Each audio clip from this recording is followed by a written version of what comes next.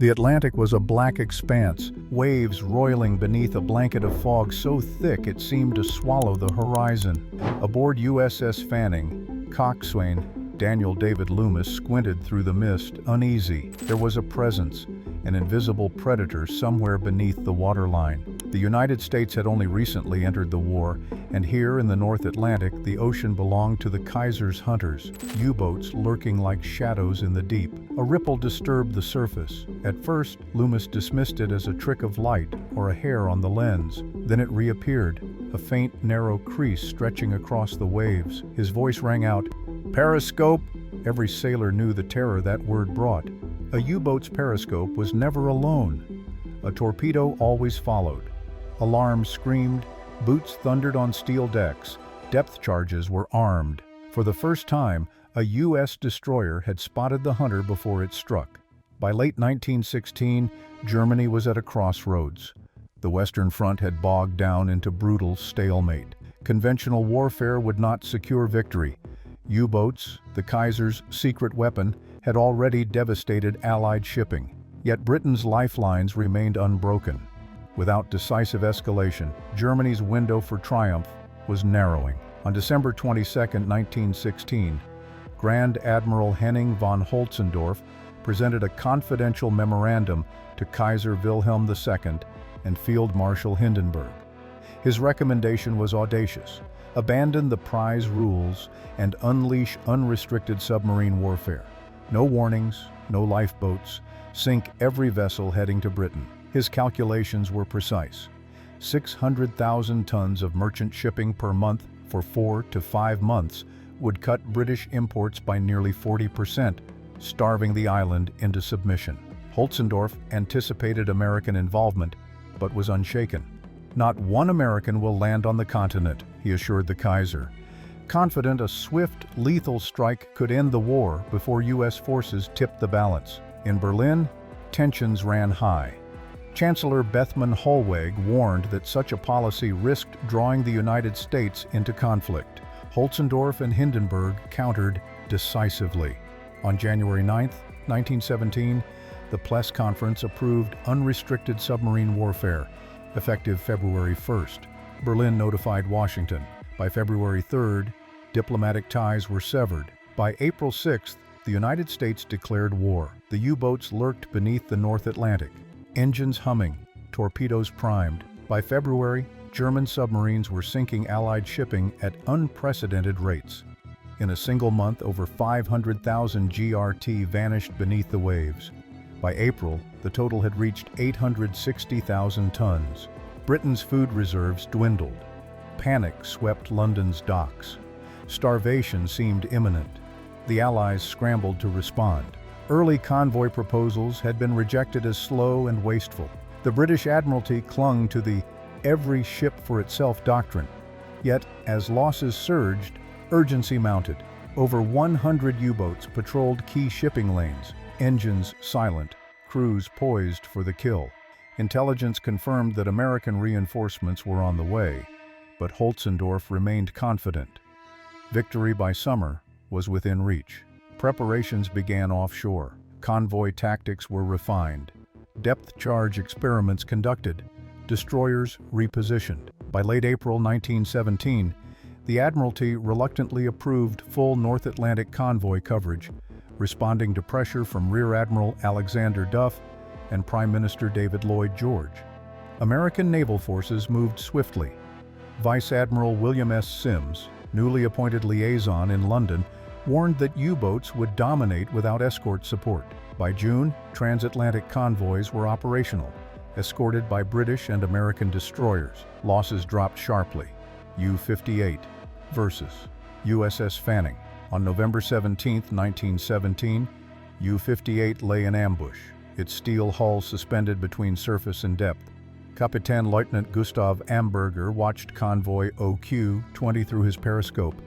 8 merchant vessels moving in 4 columns, protected by 6 American destroyers and 2 British corvettes.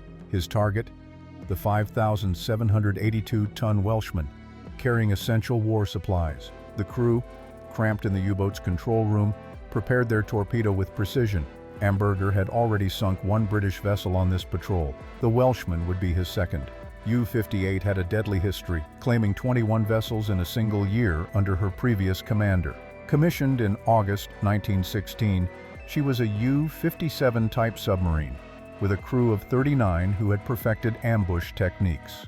Amberger intended to maintain that legacy. 400 yards away, USS Fanning rose and fell on the swells. Her 742-ton Paulding-class hull creaked with every wave. Retrofits in Boston had equipped her with Mark II depth charges, 300-pound drums of TNT nicknamed ash cans. Acting Commander Lieutenant Arthur Chips Carpenter guarded the convoy's rear port flank, his skeleton crew vigilant despite months of exhausting duty. Fanning was old and temperamental, prone to rolling in rough seas and to premature depth charge detonations. Yet her crew's pride was unwavering. Rust was painted over, guns maintained, traditions preserved.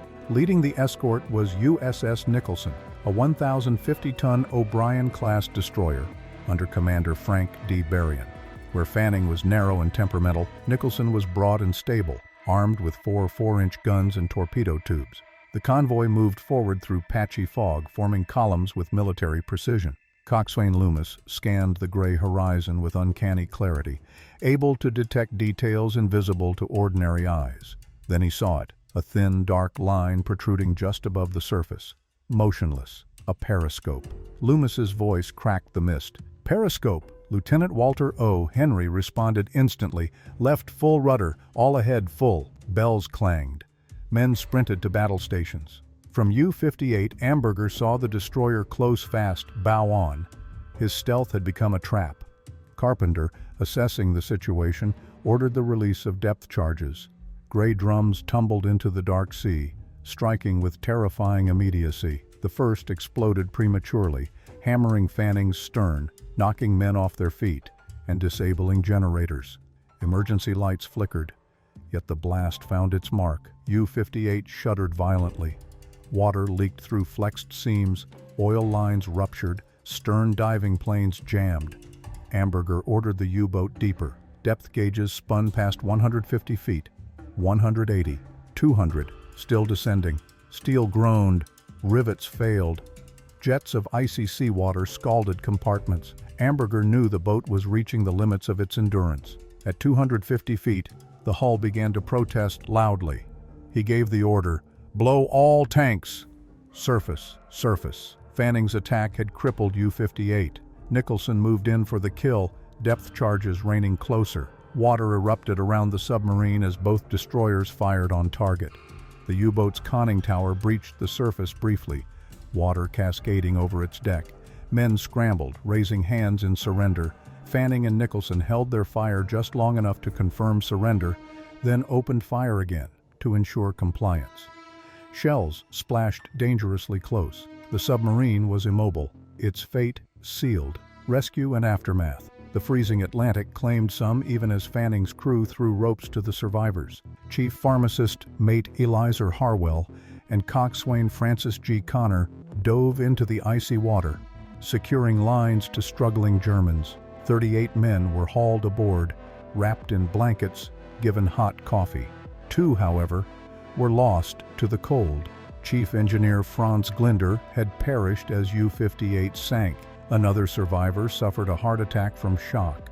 U-58 slid beneath the waves, her bow rising as the stern flooded, disappearing gracefully into the depths. Back in Queenstown, German prisoners, huddled and shivering, were met with dry clothes, cigarettes, and humane treatment. In a spontaneous gesture, they applauded their captors, a rare moment of respect and gratitude in the brutality of war. A burial at sea was held for Glinder. Fanning's crew, hats off, watched as his body, sewn in canvas, slid beneath the waves beneath a German naval ensign. Dignity was preserved. Awards followed. Navy Crosses for Lieutenant Henry and Coxswain Loomis, Distinguished Service Medals for Commander Berrien and Lieutenant Carpenter. Yet the greatest honor was simpler, the right to paint a star on Fanning's funnel, marking the first confirmed U-boat sinking by a U.S. destroyer. This engagement became more than a single victory. It became a tactical blueprint.